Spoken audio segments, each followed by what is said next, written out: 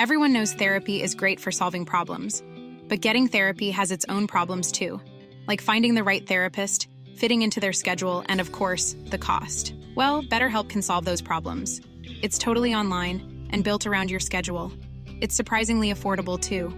Connect with a credentialed therapist by phone, video, or online chat, all from the comfort of your home. Visit BetterHelp.com to learn more and save 10% on your first month. That's BetterHelp, H-E-L-P. Hello and welcome back to the AEW Match Guide podcast. I'm your host, Sam Brown. Thank you so much for joining me. If you enjoy the show today, you can subscribe to us and rate us 5 stars on the podcast app of your choice. Support us financially on Red Circle. If you want to join the community, then there is a link to the Social Suplex Discord in the podcast notes. There you can talk directly with the hosts of all the Social Suplex shows and other passionate and engaged fans of pro wrestling. It has been a long time between drinks here on the AEW Match Guide podcast. So thank you so much for staying subscribed. And it is a pleasure to be back here with a special podcast to celebrate AEW's 5th anniversary and doing it in an AEW Match Guide sort of way. Now, for those of you who are tuning in for the first time, this podcast and podcast series originally came into being off the back of a countdown that I created back in 2021 to celebrate AEW's 2nd anniversary. I got together a group of different wrestling writers, podcasters, and fans to each submit a ballot of their top 15 AEW matches to create a list of AEW's greatest ever matches. It seemed fitting to me that to mark the 5th anniversary of AEW's inaugural event, that we should do the same thing again. So a month ago, I threw open the ballots and the votes rolled in. And tonight we are counting down and discussing the top 10. Firstly, though, I have 2 people with me to introduce 2 people that I wouldn't want to do this out. I selected them. I requested that they come back. Firstly, it's the man that dragged me kicking and screaming back into towards my podcast mic. It's Floyd from All Things Elite. How are you going, Floyd? I am doing well. I'm excited to be here. Anytime I get to podcast with Sam, I will stay up 10 extra hours to podcast with Sam. Whatever you need from me, I'm there. I am just ready to talk about wrestling and talk about how my boys were robbed the whole way through. Let's go. Of course, Floyd and I had a great time kind of getting ourselves hyped up, disappointed, but still having fun with the tag team bracket series that we did in the lead up to Dynasty, Bracket Madness. You can still look at that on the All Things Elite feed or the Social Suplex feed. And the second guest I've got, he is a writer. He's a podcaster. He's a storyteller. He's a raconteur, and he's my partner in crime. Today, I'm saving him from the Fed brain rot. It's Matt Mayher, a.k.a. the Imp from Imp's WWE Adventures here on the Social Suplex Podcast Adventure. Imp, it's great to be back on a podcast with you, my friend. Thank you for the new and improved intro. You can use that one on your podcast. I mean, I do a new one every episode now. Where it's just like, every time I go to my recordings and I go by 30 minutes and I have a complete blank, so I just stand there for like, what would be funny? What would be good? You can add that in as your hype up speech for introducing yourself, if you like. Edit that out, clip it up. We're all about clips here on the Social Suplex Podcast Network now. I want to give a shout out to Imp. I'm glad to be doing the show with you. I don't listen to WWE podcasts in general, but after WrestleMania, I definitely listened to yours, and I thought it was amazing. I mean, I barely watch all 7 hours of WWE every week, so adding 30 more minutes of someone talking about WWE is not high on my list. But I do download your show every week, and the 3 or 4 times I listened to it, I always enjoyed it. Oh, thank you, Floyd. Thank you, Floyd. I love it because I generally watch less than 10 minutes of WWE. And so it keeps me abreast of how things are going without a giant time commitment. So I appreciate that. Like genuinely, I've been thinking I could actually try and get a guest on to try in the format, and then look around Social Suplex and going, who would actually not be in physical pain to watch a WWE show to do it? It's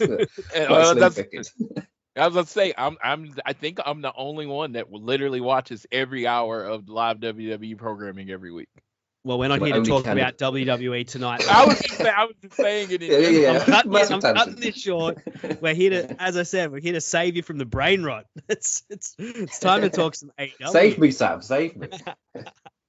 It is actually a special time for AEW, and I kind of wish they'd done more to memorialize it. Like 5 years it's a pretty big thing that this company has gone for this long. I know that with TK's backing and the amount of money that his family's got, it probably wasn't really a giant what if in terms of if it would last a little while. But I think it's been a raging success on a broader scale. When it's easy when you're in the daily muck, like kind of the over analysis that goes on, the week to week narratives, the controversies, it's easy to lose the big picture. And the fact that AEW exists is borderline a miracle. The fact that it happened and the fact that it's been so successful and has done so many great things. And as we're looking back on these matches, we can see so many great matches, stories, characters, wrestlers. It's a really positive thing for the world of wrestling. It's been a giant thing for my fandom. I know that. And particularly for most of the guys at the Social Suplex, it's probably our number one show that we watch and get really stuck into. What are your guys' thoughts on AEW and, like the 5 years that it's been around? 5 years, 3 nationally televised television shows. 3. You know the only other company other than WWE to do this and not be owned by the network? There isn't one. It's just AEW. 3 live television shows. I went and saw a show this weekend that didn't exist when I started watching AEW 5 years ago. So it is remarkable how anyone could say that it's in no way not a success. If AEW closed tomorrow, which, it won't. But if it closed tomorrow, it would have been probably the most successful wrestling company other than WWE, just by, sustained success, how much TV that they put on every week, how much they produce, the different stars that they made. They are already ahead of the schedule. And I'm just so proud to be able to cover the show, be able to go to the shows and all that stuff because you've seen it. And I mean, this is we've seen it from birth. The same owner, same everything. It has done nothing but grow. I was a little, as someone that was at both shows or whatever, then and 5 years later, I was disappointed that they didn't celebrate the 5-year anniversary a little bit more. That's beside the point. It's still a miraculous and remarkable thing that they've made it this long, and I am just it was just over the moon because for me, it has completely increased my fandom, and which is hard because I am pretty hardcore wrestling fan, but doing the show, all the friends and family I've made through this 5 years, it's been amazing. And they happen to feature my favorite tag team ever. Well, actually, when I go through the list of favorite tag teams ever, they feature 3 of my top 5. I'm doing pretty good. I'm pretty good with AEW. Imp, what are your thoughts? As Floyd was talking, I was just kind of thinking back on AEW's initial mission statements in terms of changing the game and the perception of how wrestling could be done and the type of wrestling that be featured. When AEW started, tag team wrestling was not taken seriously at all, especially in the Vince McMahon world. I mean, it's the meme of FTR and Usos in the showers doing the back shaving segment.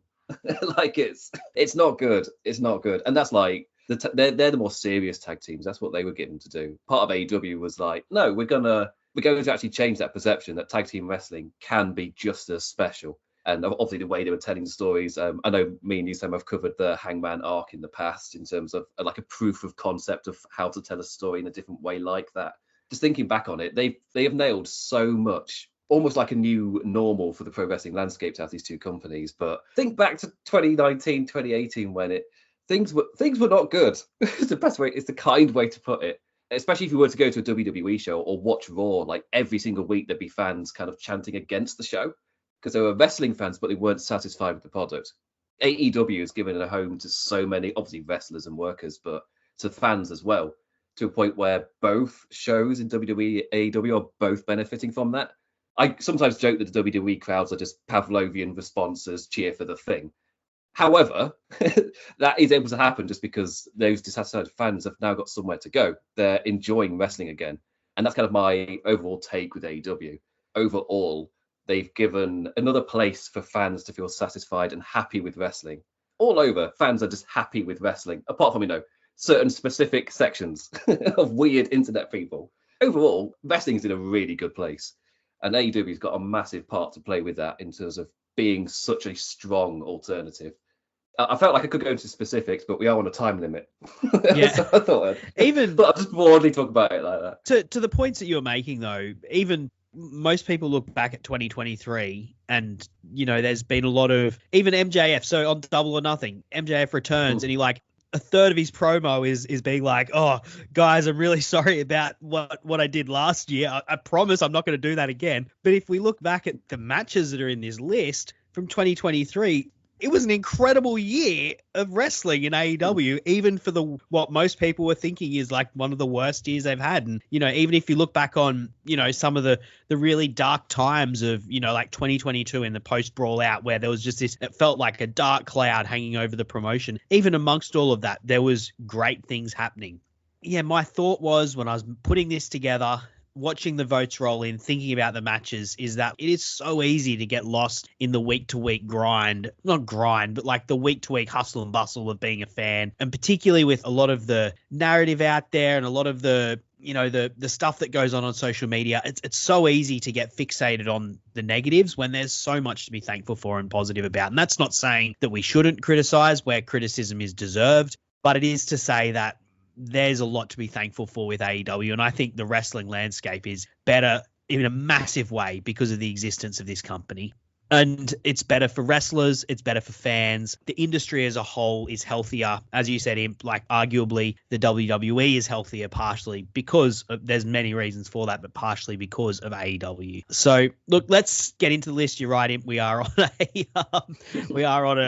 a time budget here. We don't want to spend it all. Got to go to sleep and go to work at some point tomorrow. And I'm sure you guys have got other things to do as well. But if you've been following along the Social Suplex social media accounts, my own social media, you will have seen the top 50 slowly trickling out over the last couple of days. We have we've announced 50 to 40 so far. We actually had, in terms of all of the voting that was done, 100 matches received votes from the different people that voted. We had 36 ballots returned, so those ballots were sent out to people who I specifically requested, and then people who are fans of Social Suplex stuff on the Discord. The Social Suplex Discord were also able to request ballots. So we had lots of votes. We had over 100 matches voted for, which is I thought was incredible. And over half of those, just about over half of those, got more than one vote. We've turned it into a top 50 that we've announced. And I'm just curious what you guys have thought. I'll go to you first. Just looking at the top 50, what were some matches that you were happy to see, got some votes and snagged a place in the top 50 for AEW matches over its first 5 years? Well, I'm kind of happy when I see something that is a bit more fun and emotional rather than wrestling key points hitting what would be like what would be like a best thing in the world. Like every single time you hit me up with like, oh, do you want to talk about a match, I'll suggest something that's either something I had fun with or was just like a little bit of comedy or whatever, like the Hangman Page of Dark Order versus the Elite, something like that, where that just felt such a fun watch to go through, or like Orange Cassidy versus Pac. But just to see matches like that actually creeping into people's lists, because I think Hangman Page Dark Order's like, where is it in number 44? Yeah, like just to see that actually creep in was really cool to see.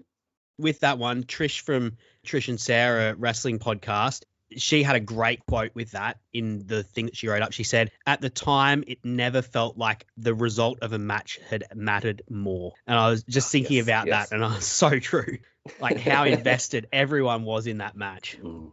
It was such a special moment, and it's right in the middle, as I talked about earlier. It's like right in the middle of AEW's true proof of concept with the Hangman arc. And the way they're able to just play that out. And it's silly fun. The entrances are amazing. The basketball for the Elite. Oh, was that the one where they did the A Real Cowboy Is videos? Yep. Yes. Yeah, so good. It's so good.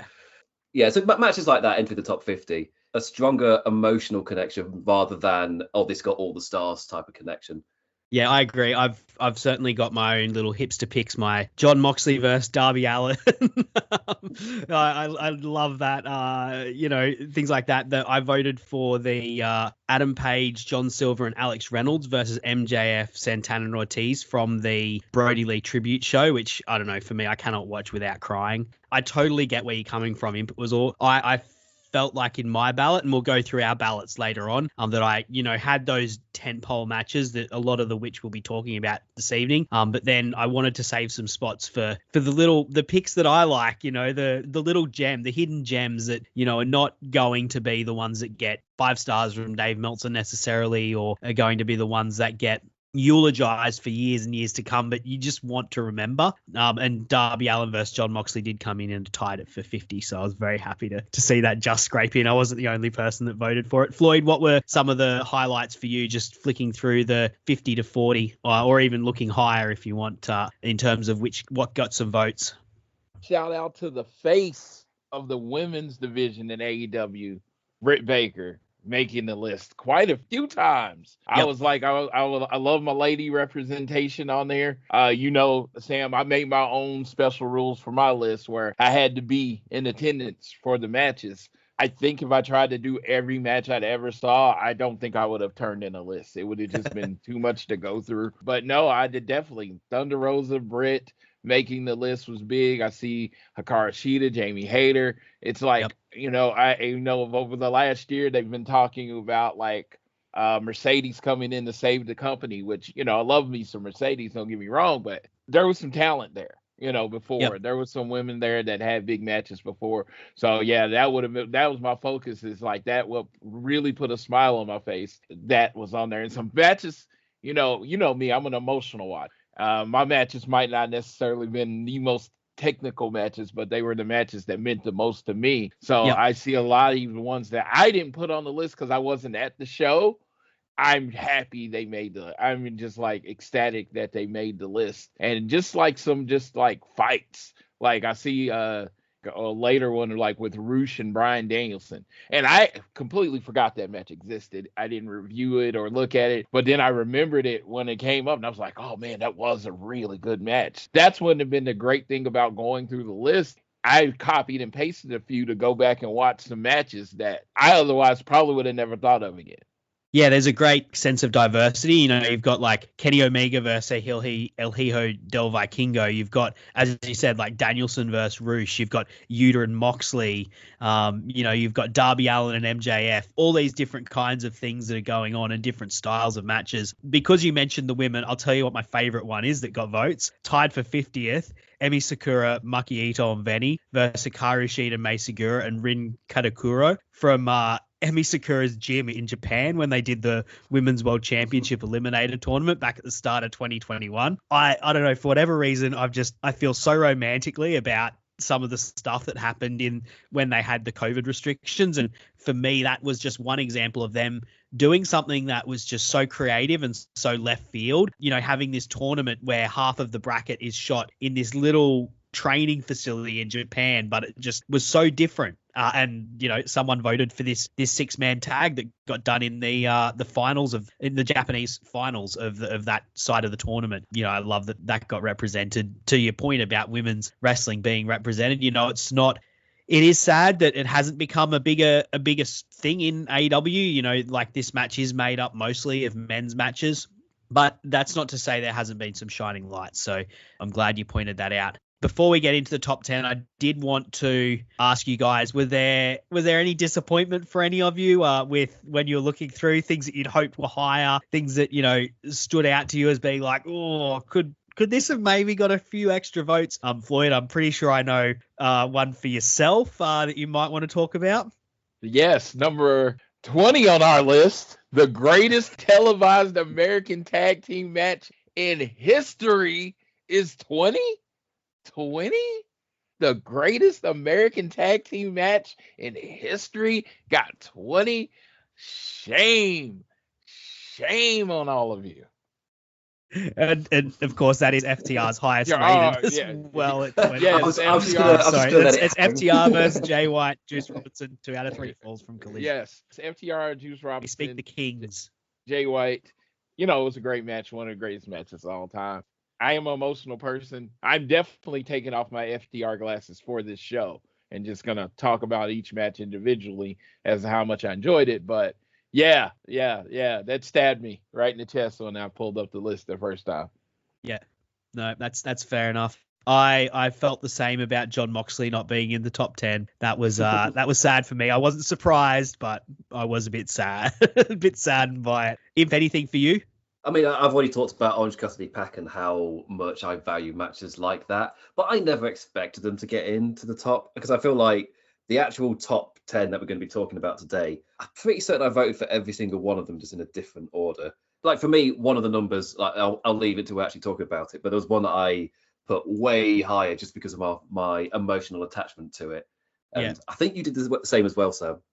Yeah. But there was... Yeah, look, we'll get to that, but one that I think should have been in it, that should probably be in the top 10 but isn't, and I think there's various reasons it isn't. I think CM Punk versus MJF being not in the top 10 I think that's a huge oversight, to be honest. I think there's a couple of reasons for it. Firstly, obviously, CM Punk is a very divisive character amongst AEW fans, and on the social suplex, there's some people who he is a persona non grata for whatever reason, and I think more people than most voted for individual matches rather than stories and matches. Personally, I looked at them in a totality. So I looked at CM Punk and MJF as the culmination of one of the two greatest stories that AEW has managed to tell. And for that reason, I think it should have been higher than what it was. It came in 15th. I think it should be in the top 10, but I understand why it wasn't. But I think it's an oversight. I think it should be there if I'm going to, nail my flag to the mast.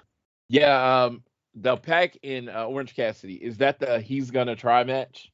Yes, it is. Yes. From Revolution 2020. Oh, yeah. I did not get Orange Cassidy. I did not get him. And that show and how everybody got into him and they're chanting, he's going to try at the Kansas City show before then. It started changing my mind about OC. I remember there's quite a bit of, I won't say hate, but disagreements with AEW signing Orange Cassidy when they did. If we were to go on like the social media spaces or where me and Sam were writing at the time for wrestling headlines, just in the comments, be like, oh, this guy's going to be an absolute flop. Why have they signed him? Just so angry that they'd signed what they saw as just a silly comedy wrestler from the indie scene. We tried to tell them. No, trust us.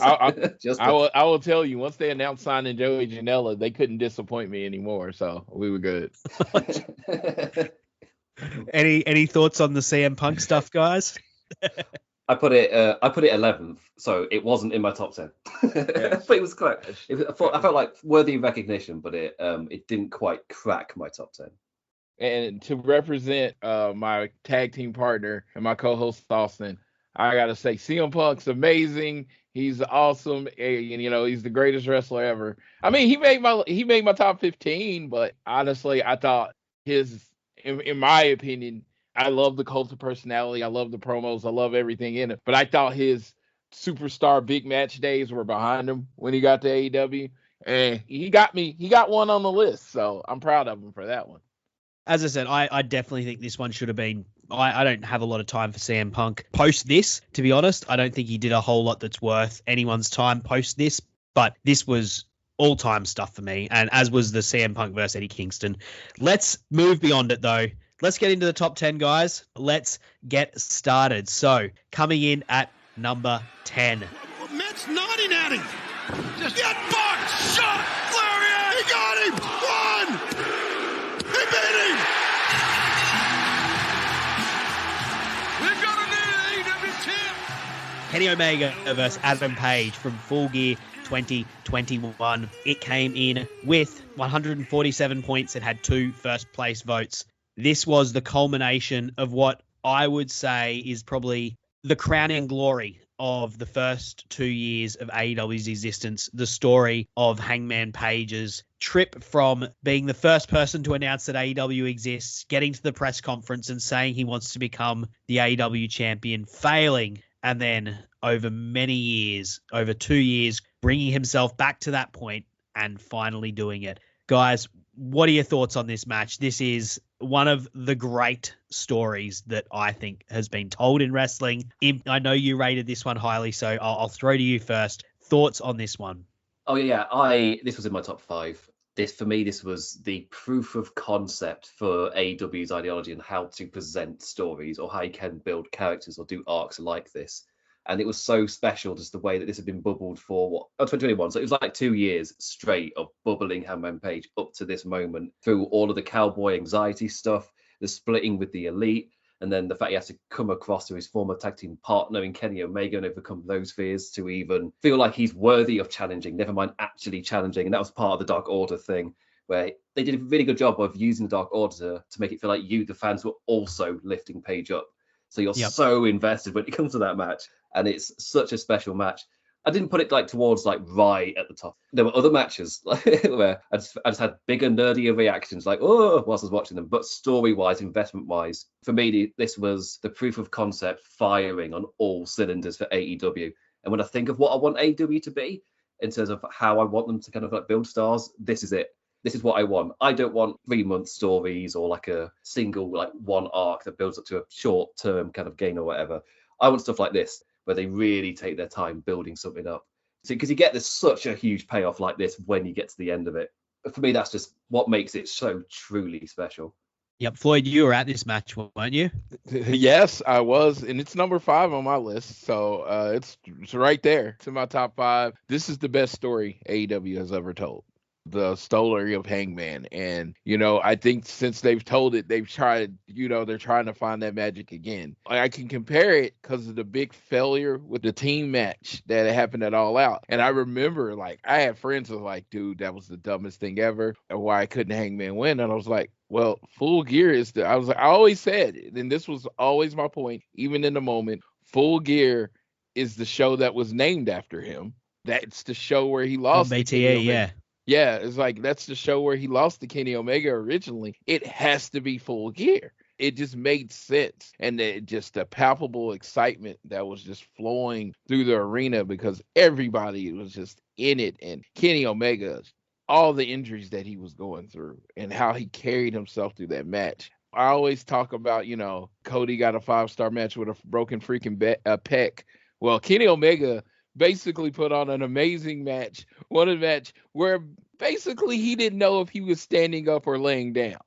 The man was like 6 different muscles turned or broken rib, and he just went out there and you honestly couldn't tell. I'm like, that's how exceptional Kenny Omega is. And Hangman, who is all over my list.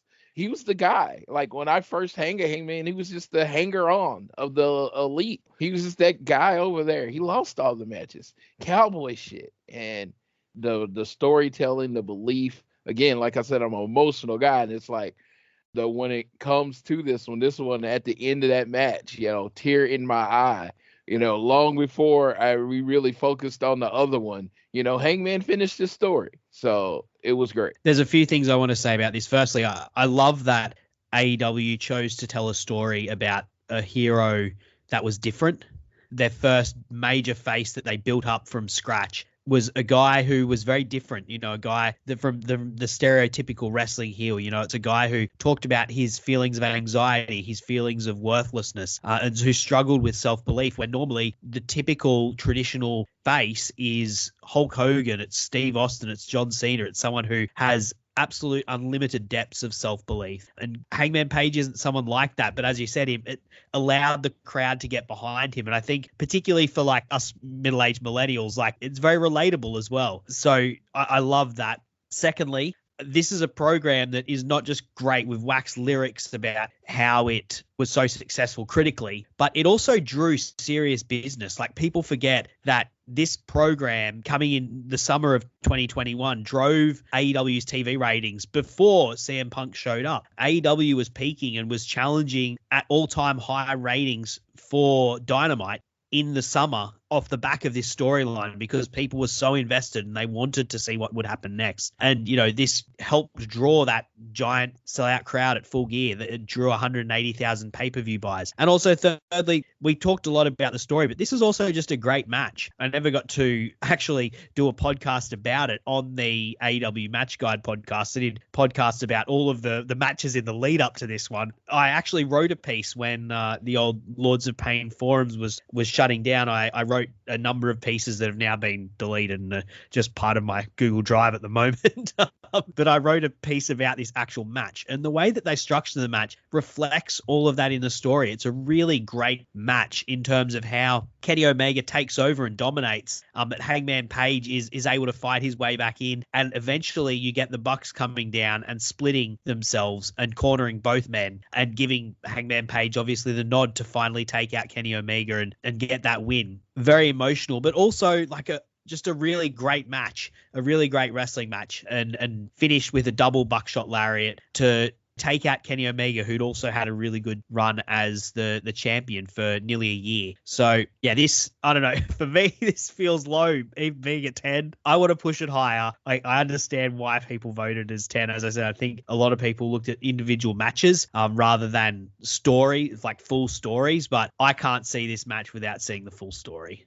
And that's why it was my 5. It's because of the full story. It was beautifully laid out. It was AEW kind of, and Tony Khan announcing, hey, we can build a different star. We can show that, especially this time in the world, that our stars can be vulnerable. And I really dug that. And it's just like, it kind of changed my idea of what a top guy could be. Because I never would have thought of a guy talking about having anxiety, depression, all that kind of stuff, feeling like a failure as being an eventual top guy in the company. Please come back, Hangman. Please come back. Yeah, I was about to say, at this point, I just want him around. I just want him around more consistent. It's lovely. It's lovely that you get to spend time with your family and all that, but I want to see you bleed. Anyway, speaking of bleeding, let's move on to number 9. Wait a second. Here we go. Oh, my God. Here we go. Nick Jackson scaling that cage like a spider. Oh, the kick. Right in the face. Down he goes. This is unbelievable. Ray Phoenix still on top. He's measuring. He's deciding. He's thinking about it. Oh, my God. Crossbody from the top of the cage. What the hell? Out! Nick Jackson is spiked. It's got to be it. Kick. It's over. It's over. New champions. New champions. The Young Bucks versus the Lucha Bros, AEW Tag Team Championship Steel Cage match from All Out 2021. 164 points. This one came in at number 9. Another 2021 match. This was peak pisshead Young Bucks against arguably their generation rival, the Lucha Bros, in a hellacious match that really took both athleticism and physicality to another level. It involved incredible dive off the top of the cage. It involved a thumbtack covered Air Jordan, and it involved the most gruesome looking Pentagon, just mask ripped, dripping with blood, cuddle with his beautiful daughter. Floyd, I know you love tag team wrestling. You, of course, you love FTR. They're your favorites, but I know the Young Bucks are your second favorite, and I know you love the Lucha Bros. Talk to me about this tag team wrestling excellence.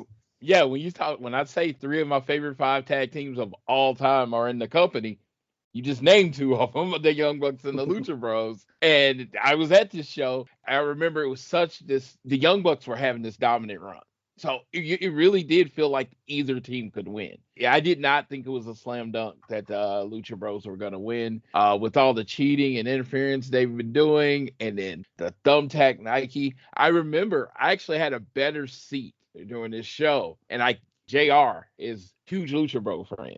I actually switched him seats during this match so he could be closer to it. He went nuts when they finally won the title, had our moment of hugging, but it was just everything involved, overcoming everything. Even with Alex Abrahantes was on the outside, I believe, for that one. And on the entrance, I think this was one of the first times. Didn't their kids come out with them on the entrance?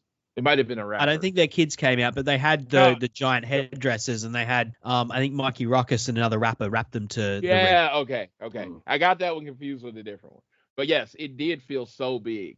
And, how it was going, super kick party, just super physical. And I think the Young Bucks and Lucha Bros does the best of this. I always say the FTR is the best in the world, but there's individual things that I think other people do better. When the Lucha Bros and the Young Bucks are in the ring together, which is absolute magic, They do such a good job of having their individual time with each other and then bringing it back to being about tag team wrestling. If you watch it, it's like they're having their too many matches, and those too many matches are awesome. But then when they come back and start doing their tag team moves, Lucha Bros doing the tandem work and the Young Bucks doing the super kicks, they transition so beautifully to it. Dude, Young Bucks, Lucha Bros, I could actually watch every day. They have amazing chemistry. They just, as teams, they suit each other so much, even just to the fact that they're brothers. They're two teams of brothers. There's such perfect symmetry there. Talk to me. Tell me about this match. It's one of those where sometimes you can just feel it during the entrance. And as soon as Lucha Bros got sang out, I was like, okay. I don't know what it's like in the arena. Obviously, Floyd can comment to that, but it felt like watching it at home, you could just feel that this is going to be something special. The Young Bucks and Lucha Bros are so good at pacing their matches. They're, especially when it like kicks those final gears, and you just feel like you've been on such a war with them. And the flow of them is so special. It's like a spot where they all do super kicks or something, and they're all lying down, and the crowd is just up on their feet going absolutely crazy. And I'm at home just going, yes, this is wrestling. I love this. And the violence in it as well is just absolutely so perfect. Then you've got the Lucha Bros fighting back up, just bleeding like crazy. Such a special match. Obviously, the bleeding and the visuals really help too. But it's a comment on like just how good these two are together. They are so incredibly special.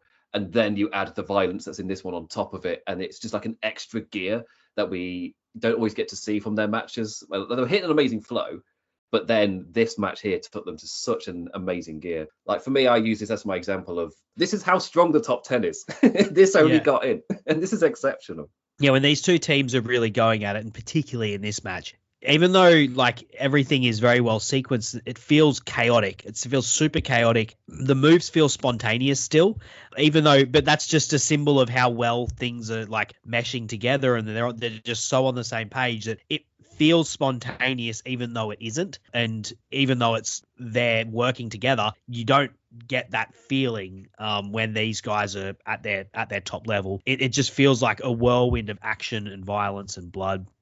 And of course, this was the perfect way to finish up the Young Bucks' reign in this, in a very traditional manner, pro wrestling wise, in that the entire reign they've had, different members of their faction, the Elite, coming down and interfering and managing to help them hold on to their titles. And so what happens? They get stuck in a cage and they've got nowhere to go, and they get taken out by the face team. It's very much traditional tag team wrestling formula, and it works so well, and obviously people still remember it. All Out 2021, it's a very special pay-per-view. Some people say it's the greatest pay-per-view ever. I don't necessarily agree, or AEW's best pay-per-view at least. I don't necessarily agree, but it certainly has a very special feeling, and this match is a big part of that, I think.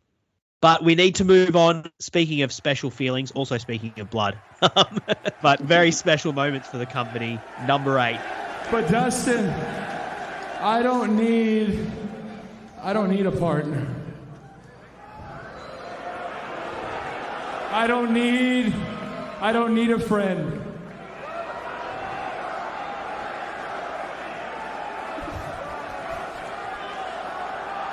I need my older brother.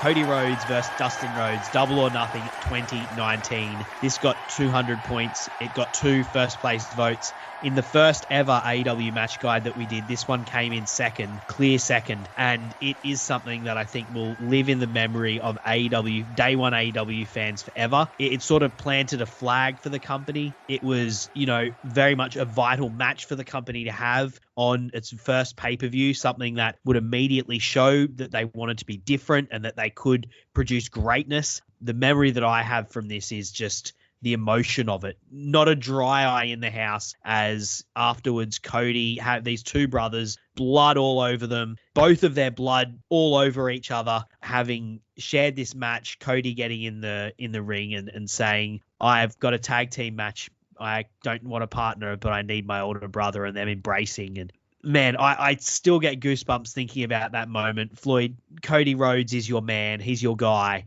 What does this match mean to you? So this was my one. This was my one. And I always said my one and two were pretty much interchangeable. The reason I picked this one to be first on my official ballot is because it was on the first night. It was on this first night of this new thing with these people that we loved. And what match did we get? We didn't get Cody in this huge super fight or anything like that. We get Cody versus his brother. A match that people had seen before because they had wrestled one time, and it was a very short match in WWE. And two people that were pretty much ran, we don't want you anymore. You can't do this anymore. And they had the promo where he asked to fight Cody, and then Cody accepted. They had all the video packages to it and built. And it was like anybody I know that I listened that did a pre-show was like, yeah, this will be a pretty good 3-star match. That was the expectation. 3-star Cody Rhodes, Dustin is old. Yeah, we'll get a 3-star match out of it. And then they come out, he smashes the throne. Yes, the entrance is playing into how much this match. He flashes the throne, which is a big FU. Everybody, he can say what he wants. He said it was a FU to the Attitude Era. I'm like, the throne is Triple H. His entrance theme says wrestling has more than one royal family. Like, that is obviously talking about how there is more than one royal family in wrestling. It's not just about Triple H. That is about the whole establishment. But it's just the throne and a sledgehammer. I mean, Triple H literally came out to WrestleMania in the throne, and his signature move. It's about everything that held Cody Rhodes back. Yes, so that happens. He comes out in the big robe. Brandy's dressed to the nines. And it's just this excitement because, I mean, you want to say what you want. It's like Jericho was the name. Kenny Omega and the Young Bucks were amazing. The biggest star initially in AEW was Cody Rhodes. He was their biggest star. He was the babyface. And I think this match, why it will always be in my top 3, I think it's one of the most important matches in AEW history because it was proof of concept. You took two people that really weren't wanted everywhere else before. Cody had went to the Indies and built up his fan base. Dustin, hey, I want to leave WWE. Asked for his release. They said, okay, we weren't using you anyway, that kind of thing. And they came out, and these two guys that before that night was not a headline match anywhere in the world. Anywhere in the world. They could have been in the gymnasium and that shit wouldn't have sold out. But they were in MGM Garden Arena, and they go out there and they tell a beautiful story. A beautiful story. You see Dustin, I'm like, dude, and they both made new fans from it. Dustin was like spry and moving, and of course he's the ring general. Dude's been doing it for 4 decades at that point, and he's always in the right spot. Then they do the spot where they bust him open, and I gotta say it was an accident that he might have did the blade job too deep because he is covered in blood. And at the end of the match, they're both covered in blood. And guess who didn't actually bleed? Cody Rhodes. Cody Rhodes was in the match with that much blood and didn't bleed. That's even a crazier concept. He hits the crossroads 1, 2, 3. Crowd goes fucking nuts. No one thought Cody was losing, but that match made you think Dustin could win.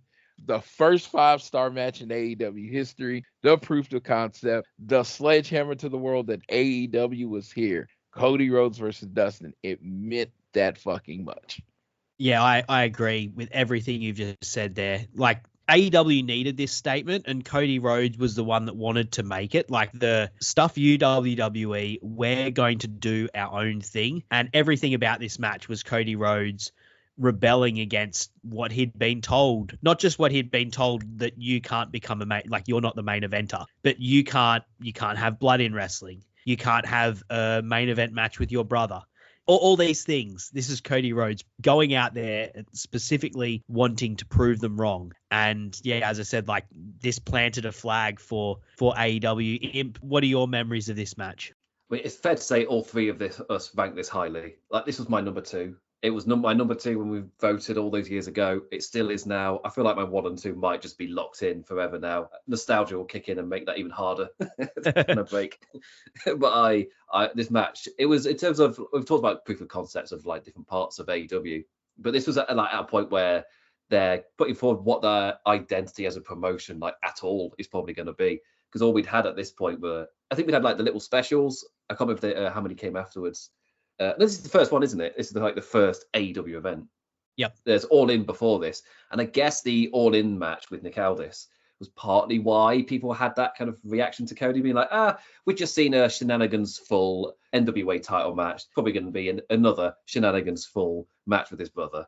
No, not at all. Not at all. And the promos they put out afterwards, like Cody Rhodes' ethos being that his brother, as much as he loves him, he's another symbol of the Attitude Era, and this business needs to let the Attitude Era die.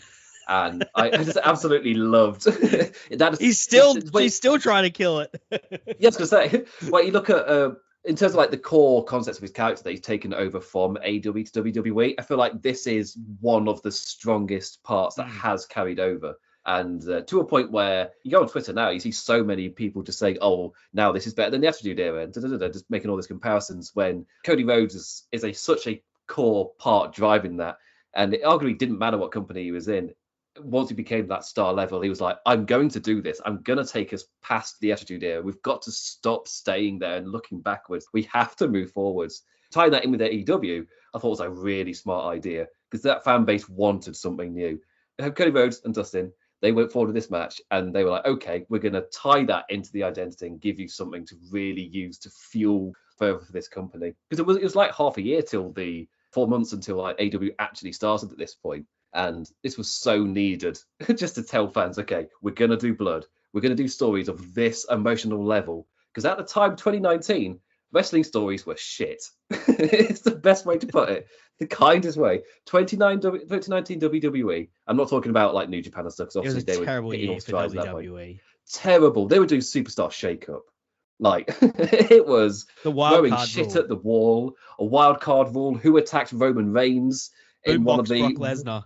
It's just like, the stuff was going on TV that was clearly never storyboarded, never thought through. It's just, and that's the level we were getting. Then we got this. It was like, oh, holy shit. This is actual well done storytelling within a wrestling arena. It's what I loved about the throne. I feel like, yes, it does symbolize Triple H, but when I was tying it in with all of the promos before the match, it was such a strong symbol of killing off the Attitude Era, obviously sending other messages as well.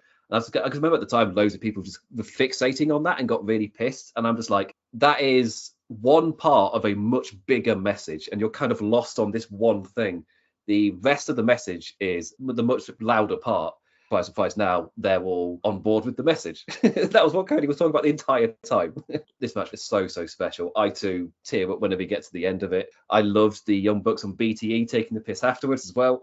It's so good. Every single thing about this, it proved to me that AEW could be what I wanted it to. They could truly be something completely different to what was being offered at the time, at a much more competent level as well. And this, for me, made Cody Rhodes the ultimate babyface in AEW, all the way to, I want to say the MJF match might be the last time he was on like this level of hot fire, top guy. And that's quite a long time. That's like, what, almost a year of just this such a good match. I feel like I need to stop talking.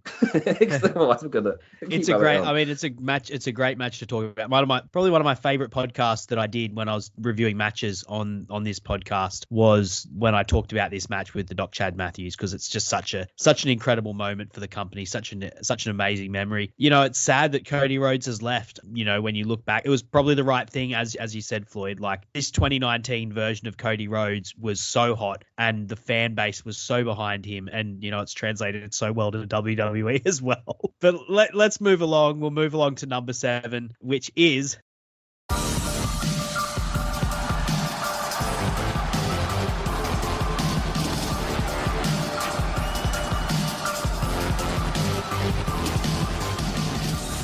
MJF versus Bryan Danielson, AEW World Championship Iron Man match from Revolution 2023.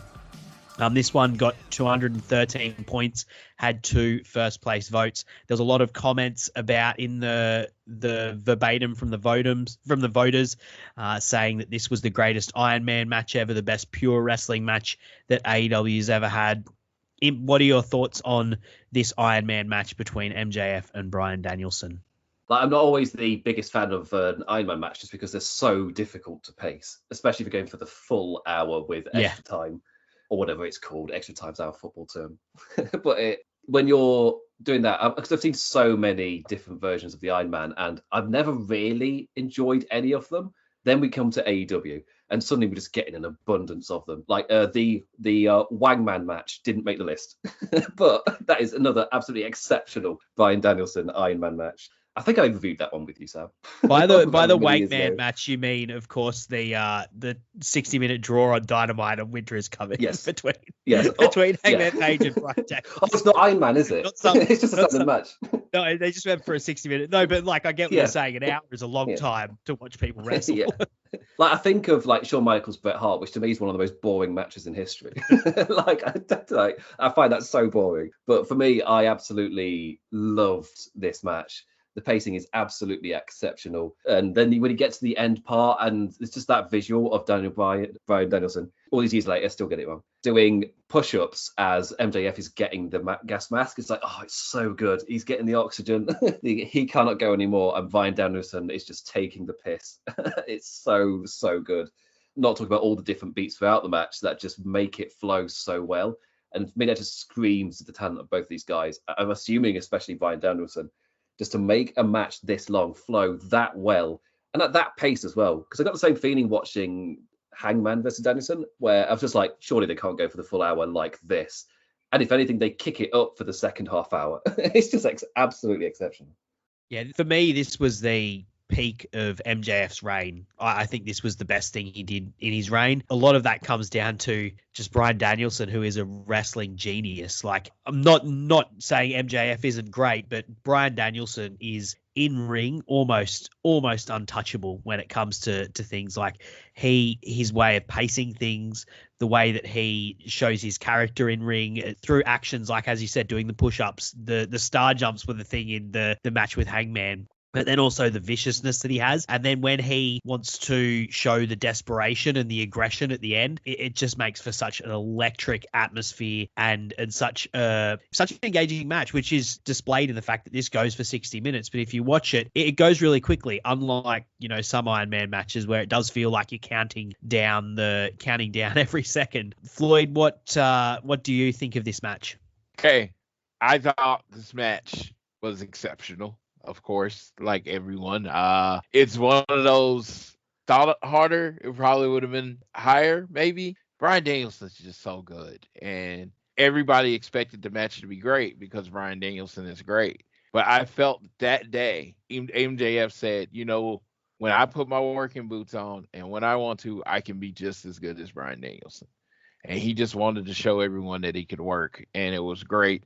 It will never be the greatest Iron Man match in history because of the matches because the match you referenced with Shawn Michaels and Bret Hart, which is my favorite, one of my favorite matches of all time. So to hear you say that it was terrible and boring, yeah, that hurt my soul.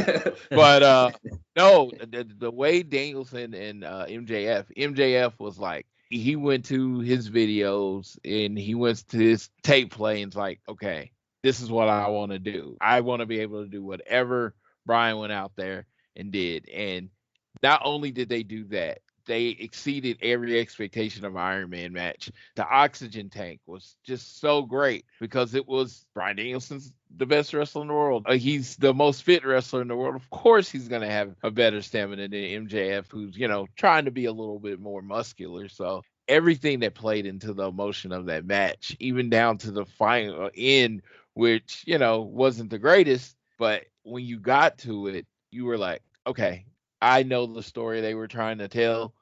They told the story and they did it with great emotion. Yeah, that's why I will always rate this match high, just because when you go out there and prove people wrong, it's always, amazing. It's interesting you mentioned the oxygen tank. It's a really well-used piece of scenery that they bring into the match. Really helps set the difference between MJF and Bryan Danielson, because obviously it shows that Danielson has far better endurance than MJF because he doesn't need to use it, but also kind of winks at MJF's smarts. Like, MJF is a smart wrestler. He will use any advantage he can get, and one of those things is he brings in an oxygen tank because that's going to help him with his endurance and being able to go the distance. And then, of course, it plays into the final finish as well, and he uses it to get the win. So it's a great way to put over Bryan Danielson, but plays into the required cardiovascular endurance that you're going to need to do this match.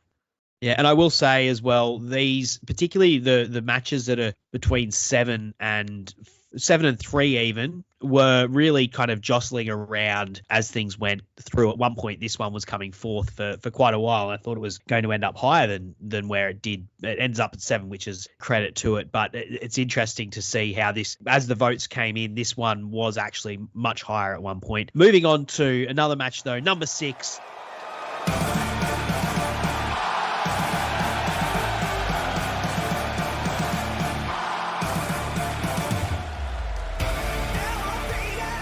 Kenny Omega versus Will Ospreay, the IWGP United States Championship match from Forbidden Door 2023. It earned 235 points. Another uber athletic match, almost a pinnacle of like the uber athletic New Japan main event style. It was kind of popularized by Kenny Omega and Will Ospreay, and the sequel to their Tokyo Dome match, which was critically acclaimed as well. We've talked about New Japan matches before, and this very much had the feeling of a New Japan match in AEW, didn't it?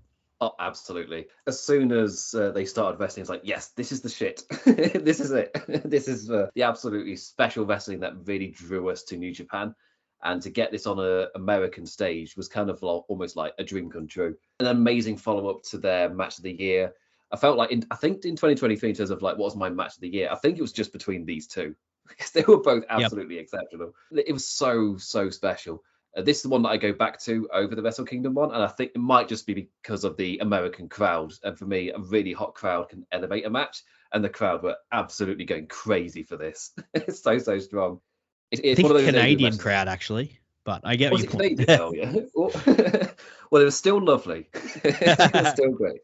But yeah, this was like everything I wanted to be able to see, like from a competitor from WWE, just allowed to let that kind of foreign style from New Japan ooze in and influence them, and to see like I don't know if I'd call it a clash, because there's that American kind of style brought into it too. But it's just to see it on this stage, absolutely incredible. And so vicious as well. So many spots that just make it's like, oh shit. Like so many are they okay moments, which is what you would expect from these two as well. It's one of those matches where you're just immediately drawn in. There's not a single beat that slows down, and it amps up to a point where everybody in that arena is on their feet. You feel like you want to do that as well, sat at home, because it's so special.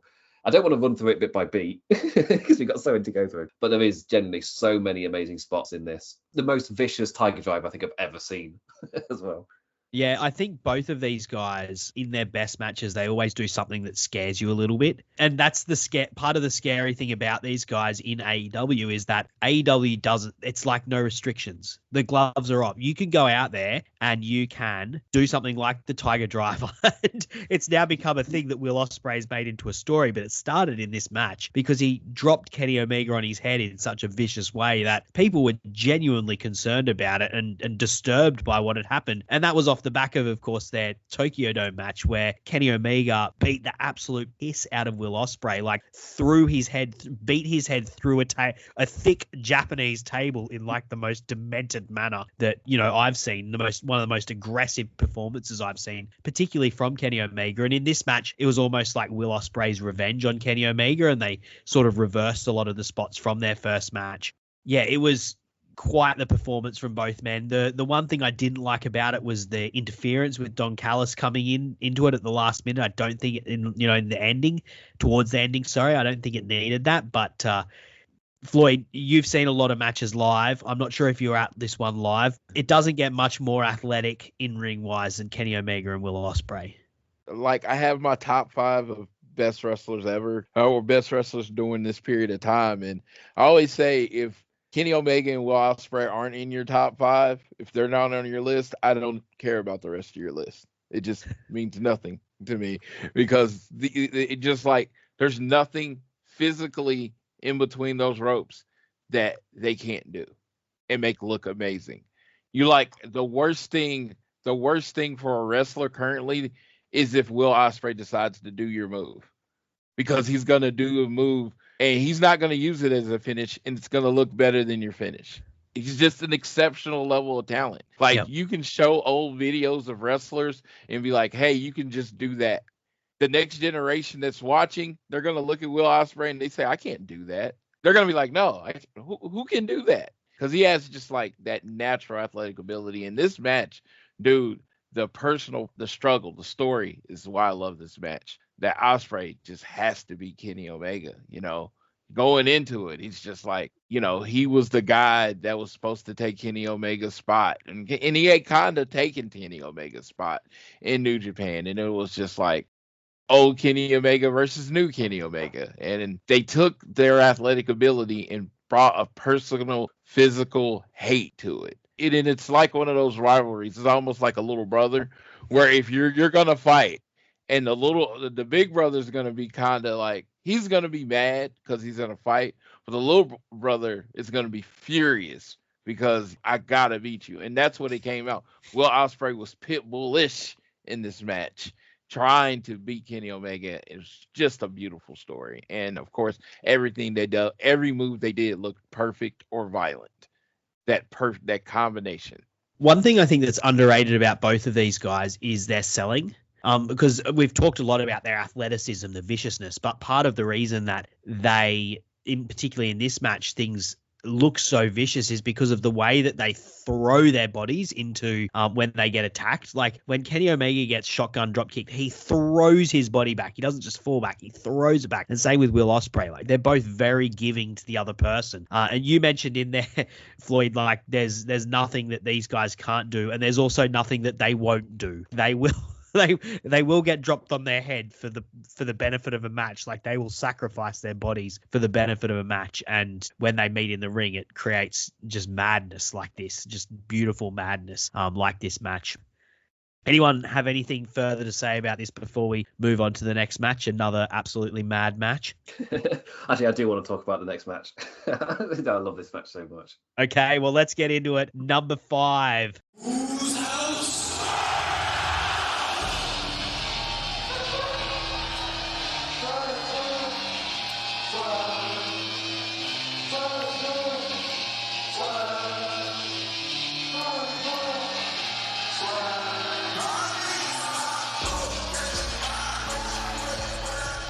Adam Page versus Swerve Strickland, a Texas death match from Full Gear 2023.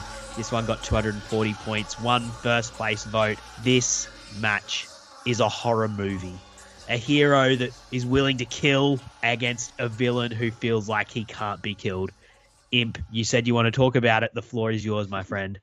So I was watching this live as a crazy English person. Another one that must have started like 3:30 in the morning. An incredible journey. Sometimes a match plays out and you all just get that sense that you're witnessing something special. That's exactly the emotion I got here. Like a minute ago, I said that my 2023 was just between Will Ospreay and Kenny Omega. I had immediately completely forgotten that this was in the same year. 2023 is, as you were saying earlier, Sam, like, sure, AEW got some critiques for last year. All 3 of those matches were this year, that 2023. Some absolutely exceptional work. And I feel like it built off of the previous match at Full Gear really, really well. But this was, no, this isn't a match. This is just a fight. We've seen it before in wrestling where we're promised a fight, but it doesn't quite feel like it. And the vibe I always go back to is Yuji Nagata versus Power Warrior, forgotten his Kizune Sasaki, where they had a life or death blood fight or something. I can't remember what it's called. Watching that, I was like, oh, wait, no. That is a fight. That is not a match. And I got the exact same feeling here. It's one of those matches where you feel like it's building up, but then you get the visual of Hangman drinking Swerve's blood. It's just like, oh, damn, this is another level. Swerve as well, just stapling himself, just laughing maniacally. It's just so many amazing visuals. The stuff that gets replayed is like the barbed wire getting wrapped around Hangman's head. It is up on the top turnbuckle as well. As a vicious spot, there's so many great character spots. For me, Swerve stapling himself, that is the moment he became the guy. The audience all as one being like, oh wait, no, this man's different. Just as you're watching all of that. Obviously, we've been shown stuff in storyline essences, but watching that in the middle of the ring, you really felt it. That's a turning point within the match. And from there, it just stays so vicious and so violent. Just escalates and escalates. I said my number 1 and number 2 for my best AEW matches might have been just locked in forever now. This might be my forever number 3. Truly incredible. Floyd, is this the most violent match you've ever seen? It was. I am pretty much numb to what I see on TV. I literally cringed and choked a little when he drank his blood. I was just like, oh my God. And it's with this match just in general, because honestly, I thought you said everything was perfect. So I'm just so we can move ahead. I just have the thought that I felt like this was the match that were Swerve in my mind went from mid-Carter to future champion. The result didn't matter. What they brought, what that level, it showed me he was on that level as elite wrestlers in AEW. He had, the na-na and the music had started. He already had that. This was this last step that he could be the guy. And I love that match because of it. Because I was not a Swerve Strickland fan. When he started doing this work with Hangman, that's when it started turning for me. Yeah, this match, the story as a whole is where Swerve called his shot. I think he even called it before this match, but this is where he proved it. And this is where fans were like, wow, this guy is something special. And he has an aura about him that is very difficult to replicate. And it's because this match is just so dark and depraved. It's a story of the darkest vengeance. We've seen more violent. I mean, hell, we've seen more violent acts in AEW. We saw Nick Gage cut Chris Jericho with a pizza cutter. That is probably more violent than what happens in this match. But it's the tone of this match that just gets me, the darkness that has enveloped the great baby face of AEW to the point where he's drinking another man's blood and, is not worried about winning. All he's out for is just this depraved, dark vengeance. This story has continued onwards brilliantly at the start of this year with how it's led to Hangman Page going mental. And God, I can't wait for him to come back. I love Hangman Page so much. but this match is from both men just a character masterpiece, as well as just having just such incredibly violent but well executed action, and an incredible ending where they call back to the start of the year where Hangman Page in another Texas death match against Jon Moxley hangs Jon Moxley. This time it's Hangman being the one that's getting hung, and it's it's almost reflective of the journey that his character has taken, where his character has gone from this brilliant moment of babyface catharsis where he's reinstated himself as a man and restated himself as a person in AEW to being torn down by Swerve, and now the Hangman is the one that's being hanged. It's very poetic, it's very dark, and man, I love this match. It's just so good. I just love what it did to the Hangman character afterwards as well. Just as he completely curtails and just dives down. With that thought of, he attacked my family, he attacked my kid, and I lost. I lost the fight. He beat me up, and I lost the crowd. Yes, because as Floyd was saying, this was the match that proved to so many people that this is a future champion. This is the guy. The effect that has on Hangman is such a perfect mirror, because that obviously helps elevate Swerve as well at the same time. Yeah. Moving along to number 4. Darby is perilously high. Darby! For the love of God! The Young Bucks versus Darby Allin and Sting tornado tag match from Revolution 2024. This one ended up with 250 points, 3 first place votes. I think someone once described AEW as a love letter to wrestling, and I feel like that description was never more apt than in this match, in the way that they saw off Sting. Floyd, you've been a wrestling fan your whole life. You started out watching Southern wrestling. I'm not actually sure what your relationship with Sting is too much, to be honest, but I'm curious what you thought of in this match and how you thought of the way that AEW retired Sting.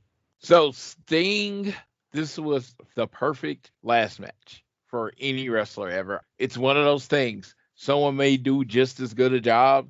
No one will beat this last match. Sting was my first favorite wrestler. When you're watching, I'm born in 81. He starts in 85. So I'm talking really, really young watching wrestling. And he had the bleach blonde hair and the face paint. I had a thing for face paint. Sting was my guy. I saw his first televised match on TBS. I think the whole match lasted like 3.5 minutes. And I still remember it. So when I go into this match and he picks the Young Bucks, first that broke my heart because the show was in North Carolina. I really wanted him to pick FTR, but he picked the Young Bucks. I apparently had really fun in the match with them. And then they went out there and Sting looked like Sting for one night for 30 minutes or however long the match went. I was that 4 or 5-year-old kid watching stolen cable and watching his bleach blonde hero wrestle. So from the entrance with all the different versions of Sting, his sons getting involved. Yes, the video package, everything. I thought this was probably the best produced thing AEW has ever done. There was no hitches, no gets. It met the tone. And then the Young Bucks doing what they do. I say it clearly. They're my second favorite tag team ever. And this is why. I've always said you can put them in there with 2 7-foot guys. You can put them in there with 2 400-pound guys, whatever. Whoever you put is going to end up looking like $1 million when the Young Bucks are done. The honors that they did for Sting, his kids, Darby. What a lot of people don't think about is that this whole thing with Darby can use to catapult him. Because I do think Darby came out of his time with Sting overall exponentially more over than what he came with. And this was the culmination of this. The retired tag team champions. Every kind of wish list that you want to see a wrestler go out, this hit them all. And it shows you that Sting's whole run showed what AEW is going to be different. They're going to send their legends. They're going to send those great people out on top. And it was just a beautiful match. Honored to be there.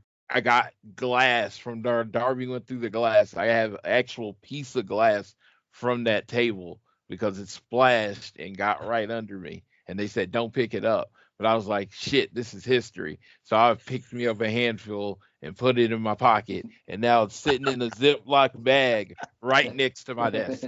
I love that, Floyd. I love that so much. You got those pieces of glass. Well, look, if it had hit you in the eye or something and you were blind, it would still probably be worth it. Yeah, absolutely. What did you think just generally of how AEW used Sting, I guess? For me, the way that AEW Sting is one of Tony Khan's greatest accomplishments. The way that his WWE run went, where he felt special when he came in, but obviously then it just became a weird flex for the WWE. It was, why would you bring him to do this? It's strange. But this made Sting feel special. And it looked like he was having so much fun. Like the number of times that we saw Sting jump off of something. I was like, Sting, you're like so old. You don't need to do this. But he seemed to just be having the time of his life. Just a completely reinvigorated performer and man. It was an absolute joy to watch, but then also you can just tell that how much it meant to him and what a great job Tony Khan did making him feel like such a special presence on the show. To a point, he was almost like one of the most respected people in the history of wrestling because of how Tony Khan presented him. I just remember, like, afterwards, it was just such a wholesome feeling just amongst Twitter. I mean, obviously, aside from the people being like, oh, think of the fans with the glass stuff, when if you watch any footage of the fans, they were all doing what Floyd did. Like, all of them. Not one of them was concerned. It was something, I'm assuming it's what it felt like in the arena as well. Like, just genuinely just knew this was an incredibly special moment in wrestling history. And I love the story of Darby Allin, where after the glass spot, where he was just saying that he was being told he had a big hole in his side. Doctors asked him, like, are you okay? He's like, yeah, I'm absolutely fine. He's like, well, you got a big hole in your side. Oh, do I? Oh, okay then. Like, I'm good to go. It's like, of course you are, Darby. Of course you are. Darby, he's something else, Darby Allin. Something else. made of a different material than the rest of us. This is like 2 days after we've watched Darby Allin and a flamethrower. So we've seen Darby escalate into crazy special. This is how you present a legend. This is how you make him feel special. You don't put him in a world title match against Drew McIntyre. You don't do stuff like that. This is how you do it.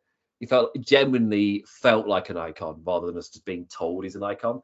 Massive applause to Tony Khan for this. I feel like he also operated in a way that didn't detract from the stars, though. So I came in. I didn't watch WCW. I became a wrestling fan in 2008. My sole thing I'd seen for Sting, other than going back and seeing the odd match, what he did in the WWE. And when he came to the AEW, he was the first real veteran, like real old guy that they'd came in.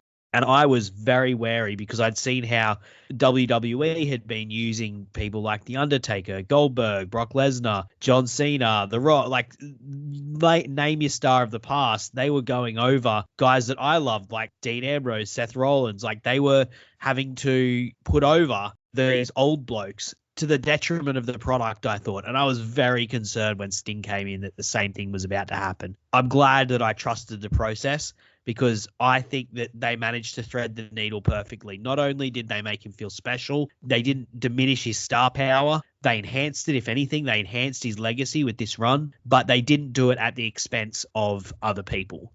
And the other wrestlers, the younger wrestlers on there. If anything, like wrestlers got over through working with him, like Ricky Starks did early on, like Darby Allin has now. I think about when 2.0 got to work with Sting, like that made them feel bigger and better. Obviously, they haven't gone on to greater things since, but that's not because of what Sting did. Like that's for other reasons that's happened. And this is an amazing send off. And I just hope that, when my favorite wrestlers get a send off, they get something similar to this. It's a beautiful package. You're right, Floyd, that like this is one of the great packages that AEW's ever presented in terms of the from start to finish, except for the fact that Sting got cut off in his final words, like I'm getting cut off, and then the pay-per-view feed ended. That's the only blemish there. We've got to mention it. But let's move on to number 3. So number 3 coming in is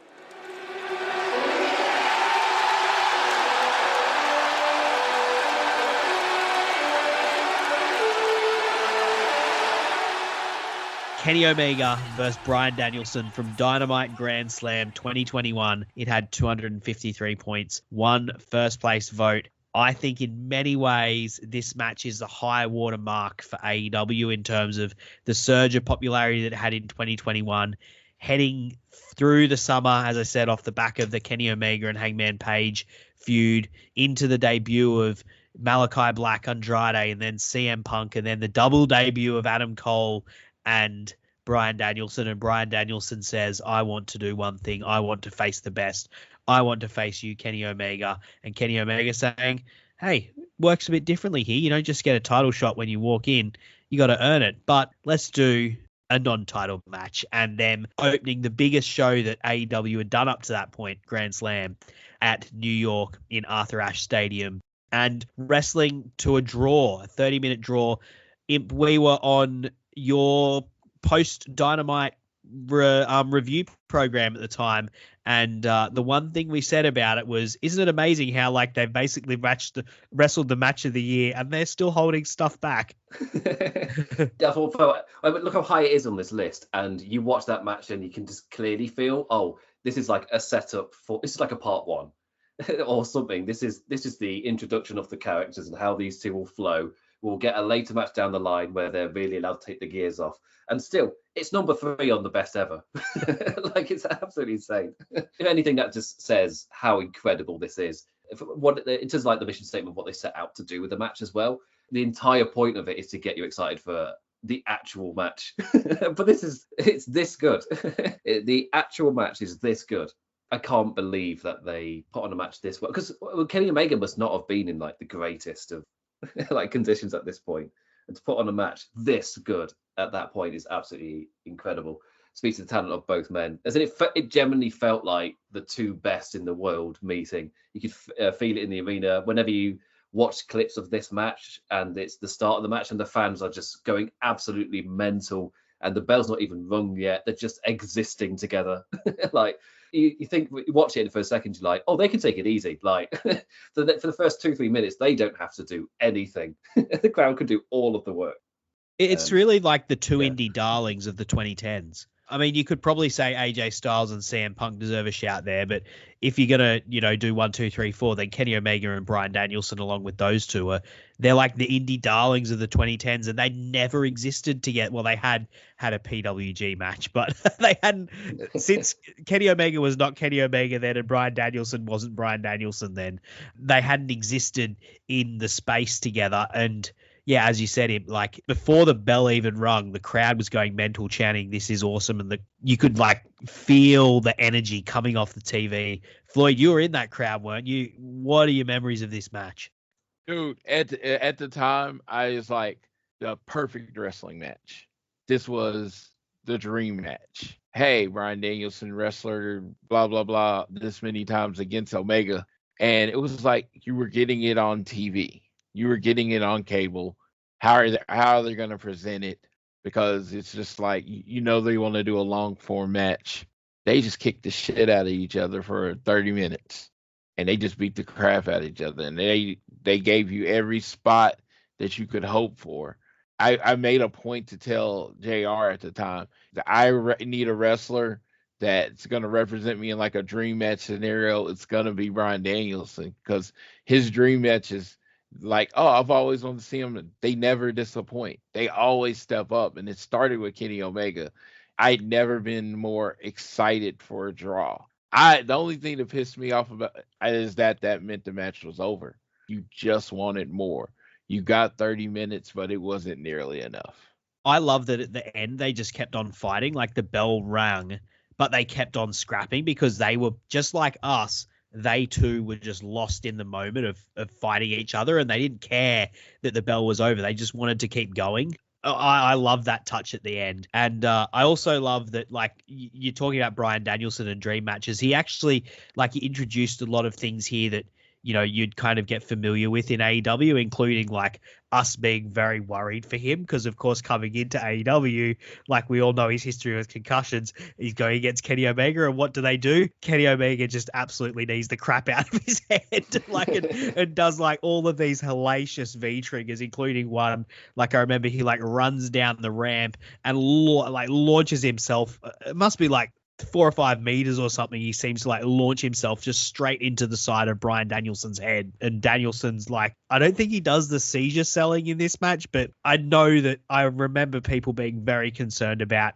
his health. And of course, he, being the sadistic worker that he is, is probably loving every second of having people just so concerned about him. And it looks like at the end, he's, got fought back into it and got the upper hand. But of course, the bell rings, and we end up with a draw. And I don't know, if they never wrestle again, there's almost something poetic about that these two ended up with a draw. Like they were just on the same level the one time they fought each other. And I'm pretty sure that there were probably plans for these two to wrestle afterwards, and that this would have been a setup. But if they do never wrestle again, then I feel like it's almost fitting that's ended in a draw, given their stature in the industry, their stature in this company, and who they are in the broader scheme of things in wrestling.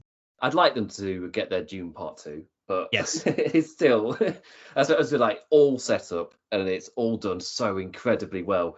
But I'd also love to see the payoff. But obviously, wrestling's not like that. It is. So if we never get it, we still got June part 1. We still got a really good film. If we ever get the follow-up, they would have been amplified a bit by such a long time separated apart as well. I think that's the other thing as well, because at the time we lived still in that world where WWE rivalries, like across the pond, were beaten to death every single week. It was like the 3-month pay-per-view cycle. They would interact with each other on TV every single week. This was, no, we're going to interact with each other to build up the match. Rhino's going to prove himself. They're going to have the match, and then we're not going to touch ever again until like blood and guts with the Blackpool Combat Club for the Elite. There was like nothing. That's what makes this truly special. Is they locked horns once, never again. That's kind of what the point that you were making. I feel like that was probably when they were going. They've been like two ships passing in the night, these two, with injuries. Like since this match, like Kenny Omega's out after 2022. By the time Kenny Omega gets back in 2021, Kenny Omega gets back in 2022, and then obviously the stuff with Punk happens, so he's out again. Then Danielson gets injured. after Forbidden Door, where Kenny Omega's had the match with Ospreay, Danielson's had, his match with Okada, but gets injured, so he's not in Blood and Guts with Omega, and then doesn't get to Wembley, and then Kenny Omega. They're like two ships passing in the night, but I hope they lock up again.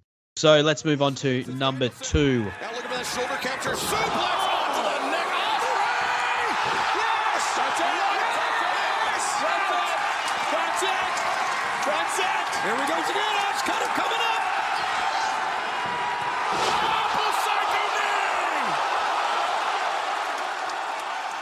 Will Ospreay versus Bryan Danielson from Dynasty 2024.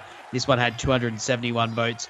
5 first place votes. It's the most recent match in our top 10. It had an absolutely electrifying crowd, and it also had Bryan Danielson scaring the living daylights out of everyone again. Imp, were you fooled?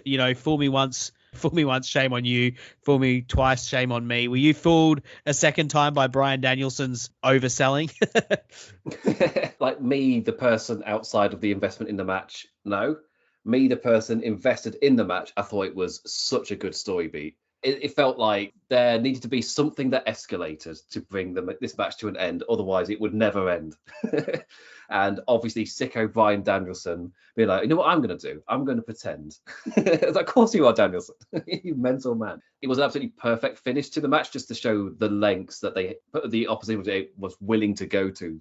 As you were saying, like, with Ospreay against Omega, it's somewhat something similar. For this is Danielson proving he's Danielson still. Whilst with Ospreay, he's like, no, but I have to win. And that's the depths he's willing to go to in the world of AEW, that he's properly taken out a legend and truly injured him.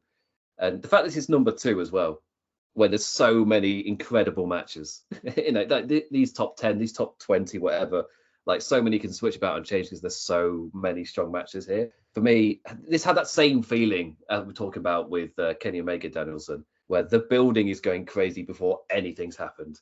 And you can just feel it. And the pacing of it is truly perfect. I absolutely agree. Like, the crowd adds so much to this match.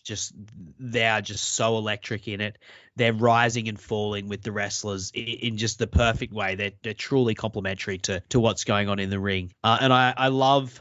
We talked about like the uber athleticism of Omega and Ospreay, and this Bryan Danielson isn't quite on that level, but he's such a smart wrestler, and he's got a slightly different style as well, and it just complements Ospreay so well. He's kind of able to ground Ospreay and grind him a little bit, but at the same time, like, he lays in the strikes, and so does Will Ospreay. Like, they're both incredibly heavy-handed. They end up wrestling to the point where you've got that final incredible moment where they both hit each other with everything, and they're kind of just in the corner looking at each other and rise, and the way the crowd rises with them, and they're like, okay, we've both got one shot left, and let's see who hits it, and they go for it. I would have never predicted the Hidden Blade and the Busaiku knee would interact the way that they did. These guys, to not only think of that ending but then pull it off. Absolute wrestling geniuses, because absolutely incredible moment for them to have done that, to have nailed it, and then it's the ending of the match. Like, they hit that, then Will hits the Tiger Driver, and then it's over. So I saw somebody online describing it as pure anime, where he just got them both charging up like, and then they charge at it, and it's done. That's it. Yeah. As I said, the crowd just absolutely make this one.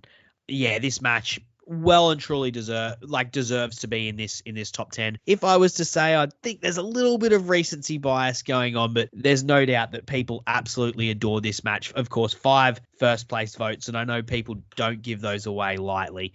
This was a real, I wouldn't say star-making performance for Will Ospreay, but like just solidifies him as like, this guy is at the very pinnacle of the company. He's been presented as such. He's beaten Takeshita. He's had like lots of featured positions, but this is him beating someone who is well and truly a made man in the company.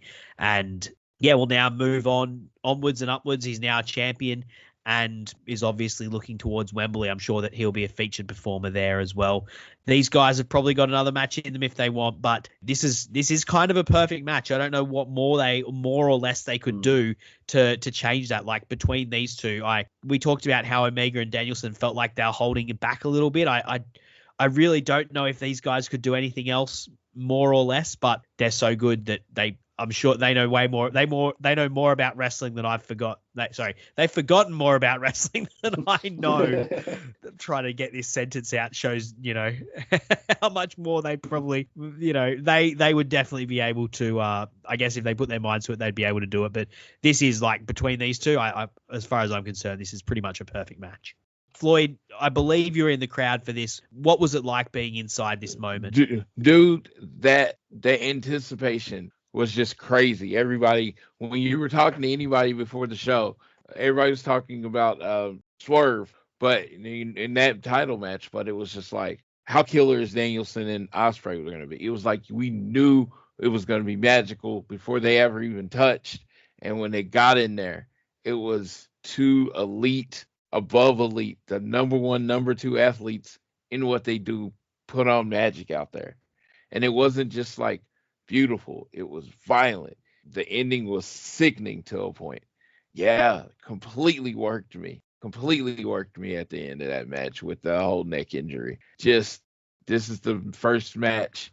This is the match you see when they say, show me what professional wrestling is. You take that match out there because it was so perfect. 5,000 seat arena. Felt like every seat was moved. Felt like 12,000 people were there. It was just amazing. Indeed. Couldn't agree more. Let's move on to number one, though. Number one, it was a clear number one in the end, and I think we all suspected what would be number one. But now Hangman. Box shot lariat. 30 minutes on by, 30 remaining. Now Hangman. Box shot on the mat. Three, impact, cover, shoulders down. Wow. Just freaking wow. Kenny Omega and Hangman Adam Page against Nick Jackson and Matt Jackson, the Young Bucks, the AEW Tag Team Championship match from Revolution 2020. This was a clear number one, 322 points, 14 first place votes. I think to me, this match is to AEW what Hulk Hogan versus Andre the Giant is to WWE. Of course, it is a great match, and we'll talk about that. But as much as anything, it is a statement of who they are and what they will become. The biggest players in the company putting on a match that fans flock to and is remembered and is a vision statement for what the company will be. It's story and action in perfect balance. It's character work, it's personal drama, and it is just electrifying professional wrestling. Floyd, tag team wrestling is your favorite kind of wrestling. Talk to me about this match. This is a special one. Yes. This was the last show before the pandemic. This was my last wrestling show before we got stuck in the house for a year. It's a good one to go out on. Yeah, I was not expecting, because Kenny Omega and Hangman, great. The Bucks, they're great. We went in, a lot of people thought, oh, the Bucks are finally going to win the tag team titles. And I thought that was the consensus, is that the Bucks were going to win that match. And they come out and no real shenanigans, no interference, they go out and put on technically probably the best technical tag team wrestling match I'd ever seen. Everything was flawless. The timing was flawless. The double teams were flawless. This is the Elite, and it was just like no notes. I didn't have like really any emotional tie to that match, but it was just beautiful. Well, that's the best word I can use to describe it. Knowing each other's moves, and then they finally hit the double. I think it was like the V-trigger buckshot combo or whatever. It was like one of the first times they hit that at the same time. Man, match was great. This is what modern day tag team wrestling looks like. This is basically, you say, what does the perfect tag match look like in 2020? This was it. It was great. Imp?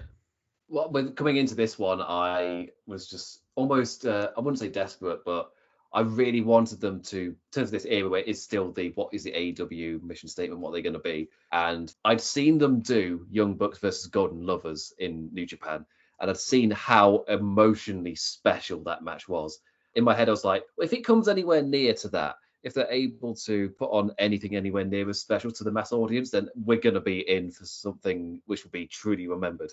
And for me, this far did better than that one. The way that this match just builds up to certain spots and character beats within it, the way the Bucks are just reacting to Hangman Page throughout the entire match, the way that Kenny Omega, like, it builds up to him having to do something. And for me, this is like, it's like the start of the anxious cowboy stuff. It's the building block for what's to come for them. It is like the world title scene down the line. But the fact that it just kind of uses what they did during the story I know you like, Sam, in the Bullet Club is fine kind of stuff. Yeah. The way that built up to what we then got with Golden Lovers versus Young Bucks. It's that similar animosity between the two different sides where, really, they all love each other, but they just can't get past this thing. And it just builds and builds. And the Young Bucks hate, it's really love. It's all that is. Again, it's like the base of that was built in that Young Bucks Golden Lovers match. If you haven't seen it, and it's because it's so similar to this match in what they're trying to achieve. Both matches do, but I felt like this one was the experience of that a previous one where they were able to use that and really just make this absolutely flawless to a point where the final flows of it. There's a reason that all these years later, with all these incredible matches, that it's still getting so many best ever AEW match votes. It is truly like, it's a tag team masterpiece, and it's going to be very, very difficult to ever see a tag match better than this. Yeah, I covered this in depth with Rich Latter when we reviewed this match on the podcast. But one thing I love about it is that all four characters come in very differently, and they are four individually defined characters, even within their teams. So you've got Hangman coming in very aggressive, and Matt Jackson as well. But then you've got Nick and Kenny on their teams who are much more trying to keep the peace, particularly Kenny. He is really trying to keep the peace. But slowly, Hangman's aggression towards Matt brings Nick into it. And then Nick starts to get pissed off with how Hangman's treating Matt. And so he gets drawn into this, this overly aggressive conflict between people who were presumably friends. And then eventually Kenny Omega just realizes, because everything's exploding around him, he's just going to have to take matter into his own hands and try and finish it himself. And then when he can't, because he's been, in an Iron Man match a couple of days earlier against Park, that pisses off Hangman Page even more. And Hangman Page is then like, well, now I've got to take things into my own hands. And they all start doing unforgivable things to one another, like Hangman trying to steal the One-Winged Angel, the Young Bucks doing the Golden Lovers finisher to Kenny Omega and everything that means. And then that just like absolutely blowing Kenny Omega's roof off, and finally Kenny Omega's pissed off and in the match and kicks out at one in like one of the most electrifying early moments in AEW history, which is, I guess, that one kick out at one has now been repeated so many times, but at that moment it felt just so incredible, and the crowd just exploded with it. The interpersonal conflict in this, it is matched by the intensity of the action. And it's just, there's such a perfect balance in this. And as I said, like, it's a totemic match for AEW. And, in 10, 20 years time, when we look back on it, as I said, I think this match is going to be like the way that WWE looks back on Andre and Hogan at WrestleMania 3, in terms of like, this is just the pinnacle of the vision of what the company is. And it's number one. It's a clear number one in this countdown. It was a clear number one the first time it was in this countdown. I don't know if they're ever going to do something that will outstrip this one. What do you guys think? I don't know if there can be a better tag match. I feel like the best you can do is tie it, but if anybody could do it, if these four ever decided to run it back, they would probably go for it. Then I've always thought the Bucks and FTR got one like this in them, but that just shows you how hard it was to get that magic, because I don't put any other tag match on the level of this tag match as far as, like I say, a technical, trying to take my bias out of it. Just, it was that great. There's never been a better tag match. Indeed. Well, there it is. The AEW Match Guide, the countdown of the top 50 matches in AEW's history. Just to go back over the top 10 for those of you who are keeping score at home. At number 10, Kenny Omega versus Hangman Adam Page, AEW World Championship from Full Gear 2021. At number 9, the Young Bucks versus the Lucha Bros, Steel Cage AEW Tag Team Championship match from All Out 2021. Number 8, Cody Rhodes versus Dustin Rhodes from Double or Nothing 2019. Number 7, MJF versus Bryan Danielson, the AEW World Championship Iron Man match from Revolution 2023. Number 6, Kenny Omega versus Will Ospreay from Forbidden Door 2023. Number 5, Adam Page versus Swerve Strickland, Texas Death Match from Full Gear 2023. I just like saying Texas Death Match. It just sounds good. Number 4, the Young Bucks versus Darby Allin and Sting Tornado Tag Match from Revolution 2024. Number 3, Kenny Omega versus Bryan Danielson from Dynamite Grand Slam 2021. Number 2, Will Ospreay versus Bryan Danielson from Dynasty 2024. And number 1, Kenny Omega and Hangman Adam Page versus the Young Bucks AEW Tag Team Championship match from Revolution 2020. A couple of stats I think I will just share with the people who are listening in before we just go over our own top 15 and then get out of here. The top wrestlers from AEW, what I did to assemble this list of the top wrestlers was I just took all of the matches that these wrestlers were in and I allocated their points to them. I'll count down from 10 to 1. Number 10 was CM Punk. Number 9, Eddie Kingston. Number 8, Darby Allin. Number 7, Jon Moxley. Number 6, MJF. Number 5, Will Ospreay. Only been in the company for 12 months for these matches, and he's number 5. It's a scary thought. Bryan Danielson is number 4. Number 3 is the Young Bucks. Number 2 is Hangman Adam Page. And number 1 is Kenny Omega.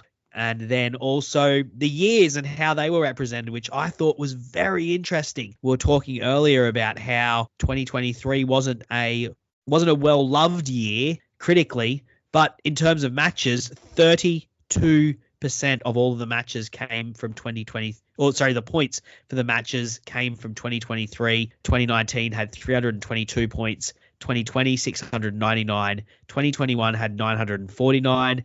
2022 had 341, 2023 had 1,395, and 2024 had 577. So I found that very interesting, to be honest, that 2023 came in like that. It, of course, is bolstered by the fact that it had a number of matches very highly ranked in the top 10 matches, like the Texas Death Match, the Forbidden Door match, the Revolution Iron Man match. Those numbers add up very quickly as they start to go. Also, number 12 was Wrestle Dream 2023, Bryan Danielson versus ZSJ, and Jon Moxley versus Adam Page came in very high as well, also from 2023. So those are matches that add up very quickly from 2023. I just thought that was interesting.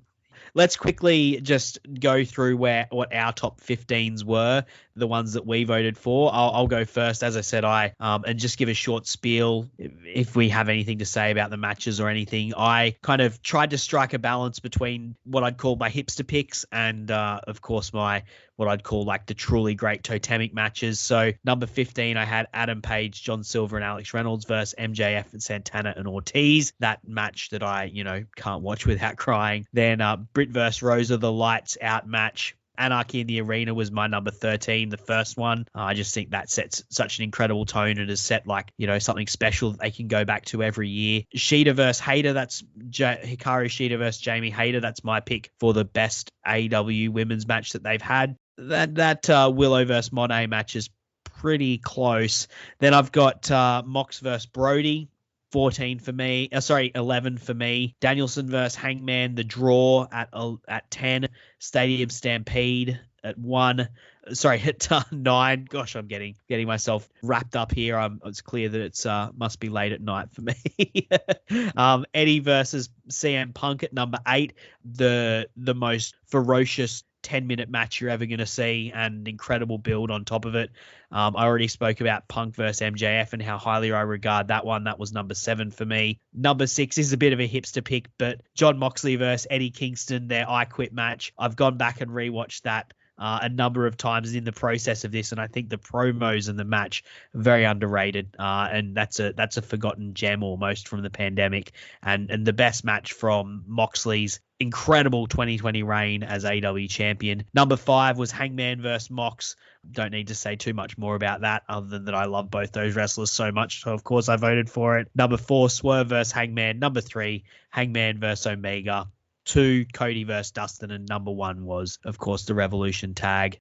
Floyd, do you want to give your top 15? I will, and I only got anything extended to say about one of them. 15, Hangman versus Kenny. Full Gear 20. This is the year that this was the eliminator match to get Kenny Omega the match against Sting. It was like the first match on the card, and they just banged for 20 minutes, and then Kenny was just better. MJF versus CM Punk dog collar match. The all-in match from last year, FTR versus Young Bucks. Again, emotional. 2 favorite tag teams going against each other in front of the largest wrestling gate ever. Kenny Omega versus Takeshita. Oh my God. Another amazing match. Takeshita was just on another level. That I found out that Takeshita was on that same level as the people we were watching. He's right there. He should be in your list of great wrestlers. Danielson versus MJF. We talked about that match. 10, I had Kenny Omega and Hangman versus Young Bucks from Revolution. Just more matches have emotion for me. Number 9, it was actually at the show before Revolution. It was Dynamite. Kenny Omega wrestled a half an hour. I think it was an Iron Man match with Pac, and Kenny won in Kansas City. And I felt like a lot of people felt like that was his like first great singles match in AEW. Like he had some good ones, but like his first like bang in the middle of the ring kind of thing.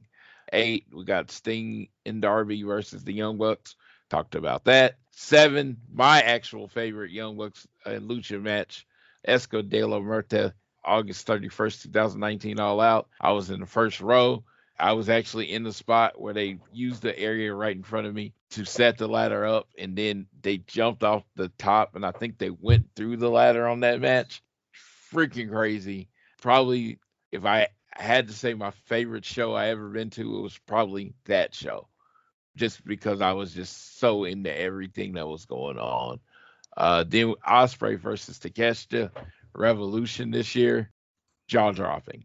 If it wasn't for Sting retiring, it was the match of the night. Hangman Page versus Kenny Omega at Full Gear 21. We talked about that one. Hangman versus Danielson. Winner's coming. Set first row with my wife.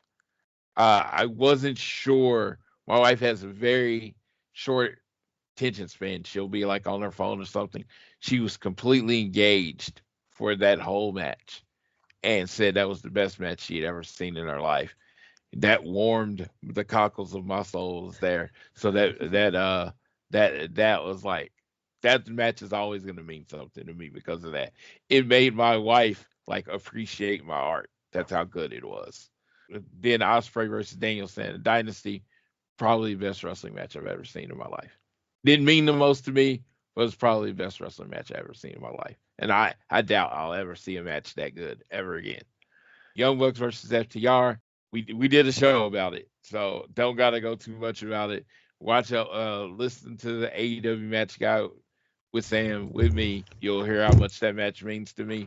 But it was the culmination of a 6-year rivalry. And then Cody versus Dustin, Double or Nothing 2019. Lucky enough to be there for that match. No match will mean more to me than that match because it meant a lot. Because 2 people I had pretty much been watching between Dustin starting in like 88 and then Cody starting after that. I'd been watching Rhodes all my life. So that meant a lot.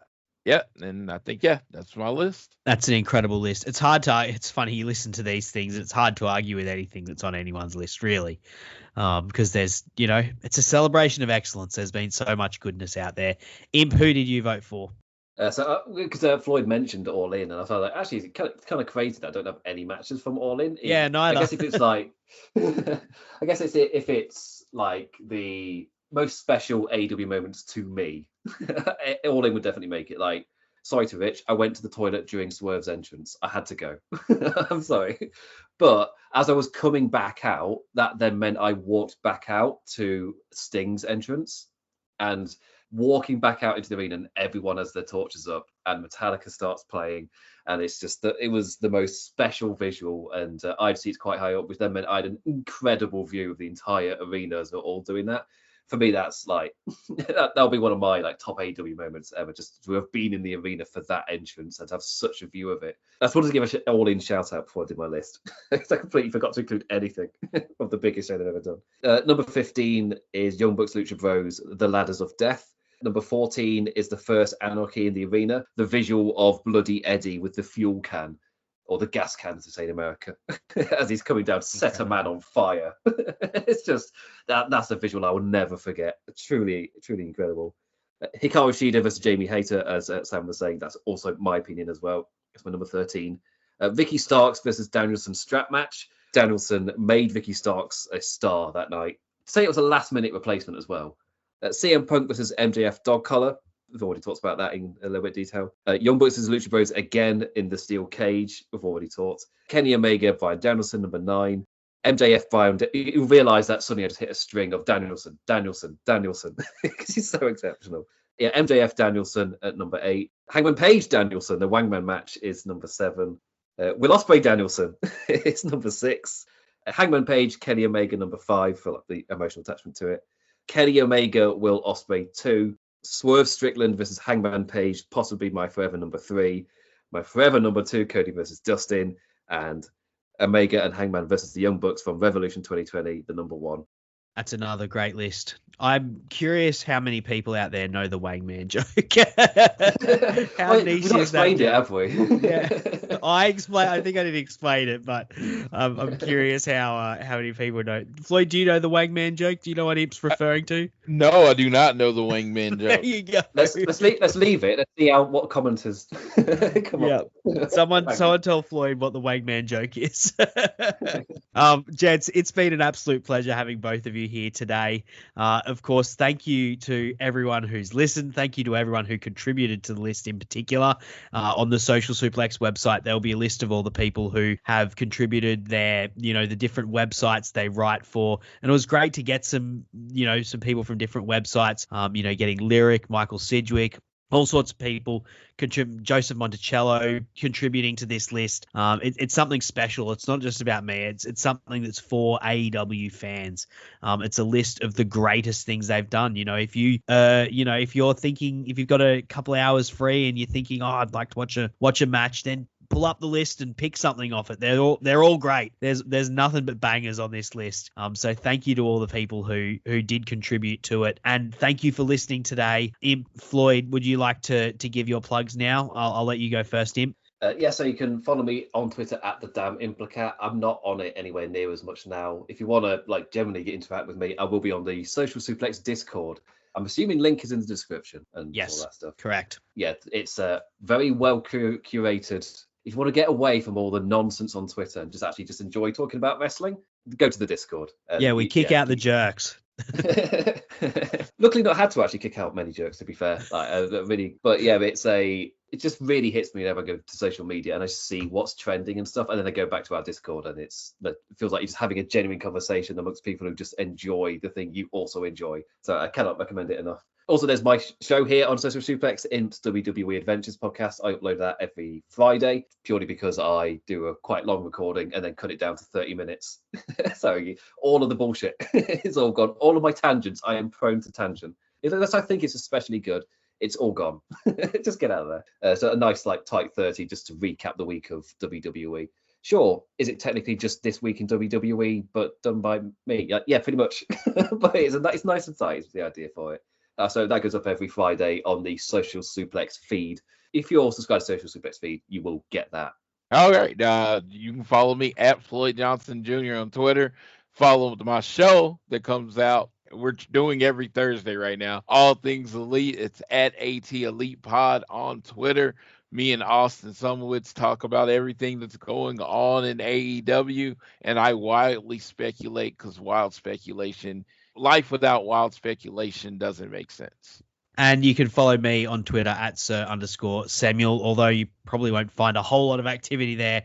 Once again, I'm more or less on the Discord for the most part if you want to reach out to me, or you can try and find me on other parts of social media. Good luck with that. But please do subscribe to the AEW Match Guide podcast. I do intend to put out more episodes. I'll leave it at that. I'm not making any promises, but I do intend to put out more episodes as I can, because this has been such a fun project. As I said before, thank you to everyone who contributed. Thank you to the Social Suplex Podcast Network for having me back and having me still on, let me take over their website a little bit, and post this list up there. It is fitting that I plug all of the other shows that we do have on the network. I might add that I think the Social Suplex Network is in a great position right now. I think there's so much good happening in this community. And yeah, look, I cannot plug the Discord hard enough. It's a great place to be, to chat to all of the different people who are involved in the Social Suplex, the different hosts, and also people who listen to it. But the other shows, of course, we know we've got All Things Elite. We know we've got WWE Adventures, but also Keeping It Strong Style, One Nation Radio, Wrestle Art, Tunnel Talk, and the Trish and Sarah podcast. It's a great lineup. So make sure you subscribe, rate us, give us 5 stars. And as I said, stay subscribed to the AEW Match Guide podcast, because I do intend to post more. But until then, look, thank you so much for having me, and I cannot wait to see you all again. Thank you, Floyd. Thank you, Imp.